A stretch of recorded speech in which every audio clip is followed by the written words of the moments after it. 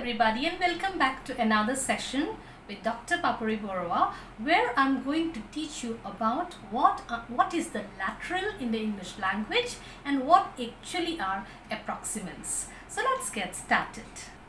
I just wanted to introduce another concept before you all, which is known as voicing. If you look at it, what actually is voicing or phonation? Voicing or phonation is nothing but whether the vocal cords are vibrating when you are pronouncing a particular phoneme. And there are people who use different words to express that. There are linguists who call it voiceless and voiced. Voiceless is when the vocal cords are not vibrating, and voiced is when the vocal cords are vibrating. And we also have another name for that. This is known as lenis for voiceless and fortis for voiced.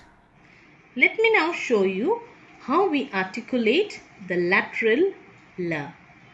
It is a voiced sound, and in English we just have one lateral. We have, however, two distinct allophones of the lateral L.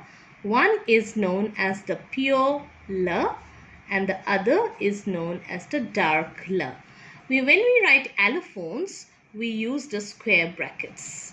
So this is the dark L. The way we write the dark L is like this. So let me now first start to draw the pure L. We start in the normal way. We draw the nose and the upper front teeth. Then we draw the lower front teeth, and this way till the larynx. Now we draw the alveolar ridge and the entire palate. The palate will the back side, that is the soft palate, will always rise up because it's an oral sound there. Now when we say the normal pure L, the air will go out to the sides of the tongue, and we have the tip of the tongue is in contact with the alveolar ridge. The tongue is almost in a normal position, and we close in here because it is a voice sound. It is an oral sound, and hence the soft palate is raised, and here we have the small glottis there because it is a voiced sound there. Okay, narrow glottis there. Now air comes out through a narrow glottis. It then cannot go into the nasal cavity because the soft palate is raised. The air then goes out into the oral cavity and finds the contact between the tip of the tongue and the alveolar ridge, but still the air can pass out through the sides of the tongue. Now this is an approximant. That means we have a passage of air created when the two articulators come either very close or near, but the air can still flow out from the sides. This is a lateral L. This is the drawing for the pure L in the English language. Like in the words like leave, L-E-A-V-E, and say L-I-K-E, right? So here normally the L will appear before a vowel sound. So this is the pure L. In contrast, we have the dark L. Normally we draw the normal way there, and we have the upper front teeth, the lower front teeth, and this is the way it goes. After that we draw the palate there. But the difference here is that though it is the tip of the tongue is in contact with the alveolar ridge, we have a part of the tongue move up towards the back side of the palate. So this rise is much more than the rise that is here. And this is the same here. We have the soft palate raised, and hence the air cannot go into the nasal cavity, and this is the way it goes there. And these are this is the, it's a voiced sound, and hence the vocal cords very near each other. So the air from the lungs comes out, pulmonic egressive airstream mechanism, cannot go into the nasal cavity, soft palate is raised. It goes in the oral cavity and passes out through the gap in the lateral sides to the sides of the tongue. L, L. So what happens is that this is like in normally occurring in dull. Say here it is in the end position, dull, or before a vowel sound, bulb, bulb, that sound there. So this is the dark l, and we write it like this. So this way, this is the articulation of the lateral l. Can we write the three-term label now? The three-term label for the phoneme l is that here we have a very narrow glottis, hence it is a voiced, and it is produced in the alveolar ridge there, tip of the tongue in contact with the alveolar ridge. So coming back to a three-term label there, l is a voiced, alveolar, lateral. Lateral because the air goes out through the sides of the tongue. Now it is also known as an approximant, so we can call it like a lateral approximant. So we'll now proceed with the other sounds which are also approximants. It's called as an alveolar sound. So alveolar ridge there. This is the tip of the tongue, and similarly in this also we have to name the place of articulation as the alveolar ridge and the tip of the tongue. Since we have now seen how we can go about drawing the lateral in the English language, now let us concentrate and try to recapitulate what we have understood from the entire articulation process of the lateral. So let us now dwell on the characteristics of the lateral in the English language. So we can put it like this, that the phoneme l is produced by putting the tip of the tongue against the upper front teeth and pushing the air around the sides of the mouth. Secondly, there is only one lateral l in the English language. Thirdly, the three-term label for the lateral is voiced alveolar approximant or voiced alveolar lateral. Now, what actually is approximant? It is a sound that is produced by creating a narrow space in your mouth, such a narrow space such that the air flows out through that narrow space, but there is no vibration. Like when we have the close approximation of the fricatives, we have vibration, but not for the lateral. It is a voice sound, no doubt, but it is without friction. It is without audible friction. So speaking specifically of the lateral l, we see that the narrow space in the mouth is created between the tongue and the sides of the mouth. It sounds like a vowel sound in a way, and that is one of the characteristics of the approximant. The articulators involved are the tip of the tongue and the alveolar ridge. It has two allophones, dark l and clear l. We have already shown you how we can write or how we can draw the dark l, when is it produced and when is the clear l produced. And the production of the lateral sound is defined by the motion of the tongue. How your tongue moves, that is also important in determining whether it is a dark l or a clear l. Further, as I said, it is also known as the lateral approximant. It is produced without friction. The place of articulation is the alveolar ridge there, and the places where it is found, the pure l is found before vowels in all positions, like in the word line, l, e, n, la, l, I, n, e. This is vowel sound, e sound there, it's line. Similarly for clear, C-L-E-A-R, E-A, the vowel sound there, and this is the l there, or it can also be produced in some positions, like in the final positions, in some cases like the word ball there. The dark l, however, is produced only before consonants in the word final positions also, like in the word bulb. Bulb, l sound, l, the air goes out through the sides, but we have the front part of your tongue move towards the alveolar ridge in a way, and we have this wave there through which the air comes out of your mouth, and hence the dark l. You can pronounce, you can feel the resonance in your ear when you tell that dull, skull, oh, that sound there. Okay, now let me show you where we actually can use this. What I had already told now, you can just see it in a diagrammatic manner there.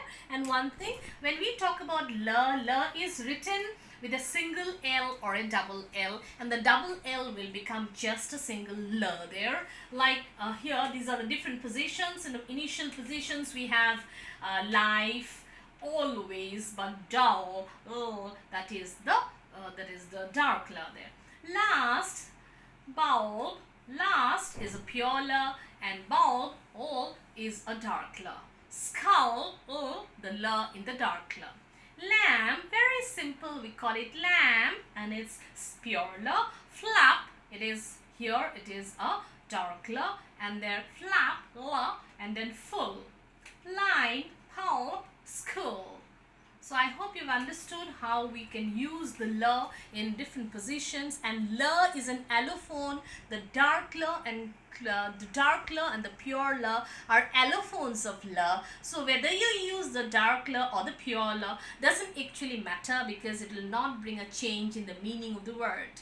Of course, if you really want to speak phonetically correct English, then you can use those words, those allophones, to make it sound better or make it sound more sophisticated. Speaking particularly of L, L is the only lateral in the English language. But it falls another broader category. As I've already said, it is also a lateral approximant. We have 4 approximants in the English language. Now what are they? They are L, R, Y and W. The R is known as a continuant. The Y and the W are semivowels. We're going to deal in detail with these phonemes today.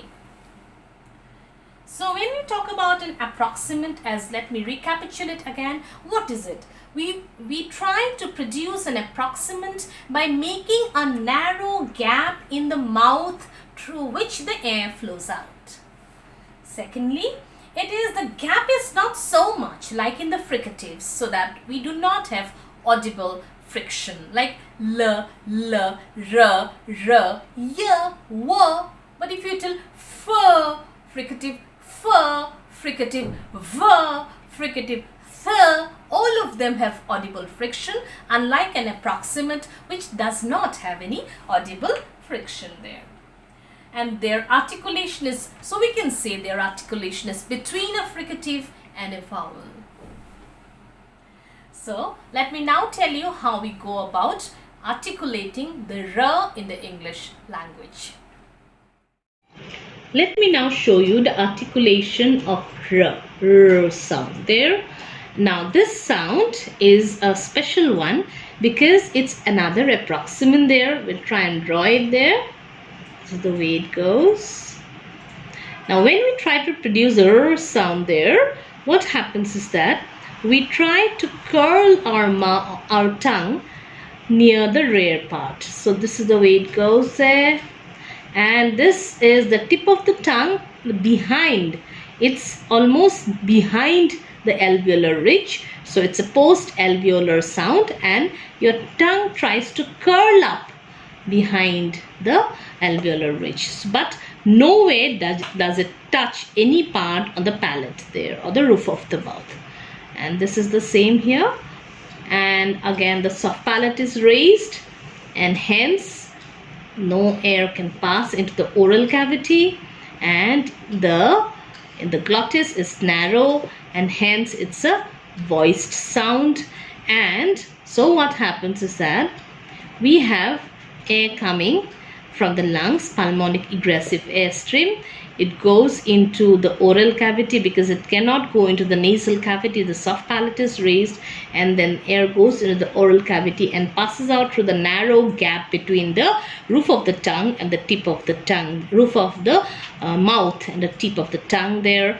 And it is near, as I said, it is just behind the behind the alveolar region, and it's the post-alveolar sound there. So if we talk about the three-term label, it is a post-alveolar sound. It is a voiced post-alveolar, and as I said, it's an approximant, and hence what will happen is that there is no audible friction. We call it frictionless, and it is continuant. We call it a continuant. So this is the three-term label for the r sound in English language. The way we write this, it can be in a single R or double R. Some examples with R sound are red, rose. So what happens is that how the R is produced is determined by what follows it, or the vowel that follows it determines the production of the R sound. Try to draw the articulation of R in the English language, and we know there are a few characteristics. We'll just try to put together those characteristics so that it becomes easier for you. Now we need to remember all the approximants are voiced, and here R is the others, the smaller category for R. Overall the category is approximant, the smaller category it is a continuant. Then again, the place of occurrence, where does the R occur? Now it's a very interesting, it's a really an interesting topic there. We have so many other concepts there when you talk about R, almost about 8 allophones of R, which of course in this particular stage you do not really need to know. At your level, for our college studies, what we need to know is just might be of an idea of I use the word idea of, right? So here I'm using something called an intrusive R, like idea of, an idea of, right? So we do not have a R there, but when we native speakers speak in, they bring in a R in between, an idea of, right? Idea ends in a vowel, of the next word is a vowel, and hence they use an intrusive R in between, and it's an idea of. Okay, now let's see where R actually occurs. The R occurs only before vowels. That's very important. It's only before vowels that they occur, and when they occur before vowels, we pronounce them. So we tell run, we tell rat, we tell risk, and it is not pronounced in other positions before a consonant. Like here, C-A-R-G-O is not cargo, it is cargo. And C is the K in the plosive, and hence the aspiration for perta, it's a cargo. Alright, when we say father, it's F-A-T-H-E-R, the end position E-R, we do not tell father. We need to tell it's a father, so there is a schwa at the end, we do not pronounce the R. Similarly for the word garden, it's not garden, right? G-A-R-D-E-N, the R is before the consonant D, so we tell it's a garden. The R is silent, only before the vowels the R is produced. Now let me just try to show you, okay, one more thing here, we do not produce it. As I said, it does not occur in the word final position. It means it does not occur phonetically, we do not pronounce it. Now it's an amazing feature that I would like to talk about. Look at this particular word C-A-R, car. When we tell the word car, in isolation, the C-A-R, the R is not pronounced. As I said in the slide earlier, the R, the end position is not pronounced. But in particular situations like this, we have an amazing experience there. Look at that. I have a car, and then there's an I there. That is a vowel after the R. And in this particular situations, you pronounce the R. You tell, I have a car in the garage. So when we talk, when we might really forget that, when we're talking about native speakers, they really do not ever forget this concept, and it comes to them very, very naturally, and they tell this is known as linking r. This is another allophone which even if you do not use, the meaning will not change. So for this particular session, I would like to continue with the next session in the next lesson, where I will be specifically talking about the two approximants, y and w, which are also known as the semi-vowels in the English language. I hope you enjoyed this session with me. I hope you have understood it, and if you have some doubts, do let me know in the comments section below. Thank you so much for watching.